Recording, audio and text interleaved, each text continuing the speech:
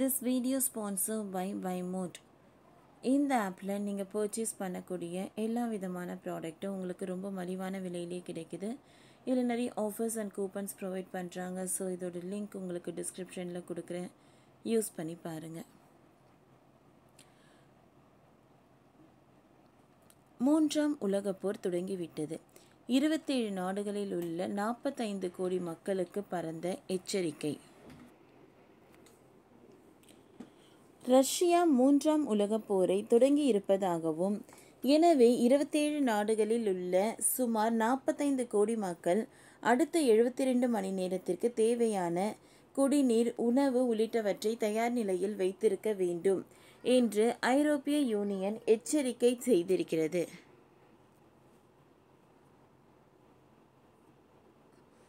இது தொடர்பான செய்தியை அசோசியேட் பிரஸ் செய்தி ஊடகம் வெளியிட்டிருக்கிறது. அடுத்த சில ஆண்டுகளில் ஐரோப்பிய யூனியன் மீது ரஷ்யா மிகப்பெரிய தாக்குதலை நடத்தும் என்று நேட்டோ பொதுச் செயலாளர் மார்க் ரூட்டே எச்சரித்திருக்கிறார். உக்ரைனுக்கும் ரஷ்யாவுக்கும் இடையே நடந்து வரும் போர் ஐரோப்பிய யூனியன் வரை விரிவடையும் என்று அமெரிக்கா அச்சம் தெரிவித்திருக்கிறது. இப்படி இருக்கையில்தான் உக்ரைன் சுமி நகரம் மீது ரஷ்யா ஏவுகணை தாக்குதலை மேற்கொண்டது.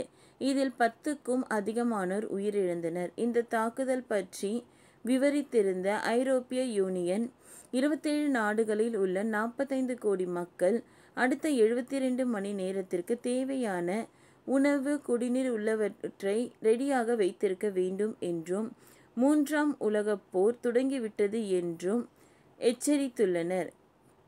நேட்டோவின் மார்க் ரூட்டே கூறுகையில், ரஷ்யா 2030ஆம் ஆண்டிற்குள் ஐரோப்பியா மற்றும் பெரிய தாக்குதலை நடத்தும் என்று எச்சரித்துள்ளார். போலாந்து போன்ற சிறிய நாடுகள் மீது கூட ரஷ்யா தாக்குதல் நடத்தினால் அதற்கான எதிர்வினை கடுமையாக இருக்கும் என்று அவர் வார்னிங் கொடுத்திருக்கிறார். ஐரோப்பிய ஒன்றியத்தின் நெருக்கடி மேலாண்மை ஆணையர் ஹட்ஜா கூட இதை அச்சம் தெரிவித்து வெளிப்படுத்தியுள்ளார். தற்பொழுது ஐரோப்பிய நாடுகள் எதிர்கொள்ளும் அபாயங்கள் மிகவும் சிக்கலானவை. ரஷ்யா முழுமையாக போர் பொருளாதார அமைப்புக்கு மாறிக்கொண்டிருக்கிறது. இதனால் அவர்களின் படைபலம் அதிகரிக்கும் என கூறியிருக்கிறது. ரஷ்யா சமீபத்தில் மேற்கொண்ட நீர்மூழ்கி கப்பலில் இருந்து இலங்கை தாக்கி அழிக்கும் ஏவுகணை பயிற்சி இவர்களின் அச்சத்தை உறுதி செய்யும் வகையில் அமைந்திருக்கிறது. ஜப்பான் கடலில் உள்ள உஃபா என்ற ரஷ்ய ஆயுத நீர்மூழ்கி கப்பலில் இருந்து ஏவப்பட்ட ஏவுகணை சுமார் 1000 கிலோமீட்டர் தொலைவில் உள்ள கபாரோவ்ஸ்க் என்னும் பகுதியில் இருந்து இலங்கை துல்லியமாக தாக்கி அழித்திருக்கிறது. இதில் கலிப்பர் ரக ஏவுகணை பயன்படுத்தப்பட்டிருக்கிறது. இந்த ஏவுகணையின் அதிகபட்ச தாக்குதல் தொலைவு 1500 முதல் 2500 கிலோமீட்டர் என சொல்லப்படுகிறது. ஆனால் இந்த ஏவுகணை 4500 கிலோமீட்டர் தொலைவில் உள்ள இலங்கையை கூட துல்லியமாக தாக்கி அழிக்கும் தன்மை கொண்டது என தகவல் வெளியாகியுள்ளன. இதன் வேகம் கொஞ்சம் கம்மிதான். அதாவது இலங்கையை நோக்கி புறப்படும் போது ஒலியை விட குறைவான வேகத்தை, இலக்கை நெருங்கும் போது ஒலியை விட அதிக வேகத்திலும் இது பயணிக்கிறது. எனவே இதன் வருகையை முன்கூட்டியே கவனிப்பது சாத்தியமில்லாததாக சொல்லப்படுகிறது. இந்த வகை ஏவுகணை சுமார் 450 கிலோமீட்டர் வெடிபொருள் இருக்கும். ஏவுகணை தாக்குதல் பகுதியில் 50 முதல் 100 கிலோமீட்டர் சுற்றளவில் புல் பூண்டு கூட முளைக்காது. இந்த ஏவுகணையின் தாக்குதல் தொலைவு 2500 கிலோமீட்டர் என்பதால் சுமார் 26 ஐரோப்பிய நகரங்களை இதனால் தாக்க முடியும். உக்ரைன்,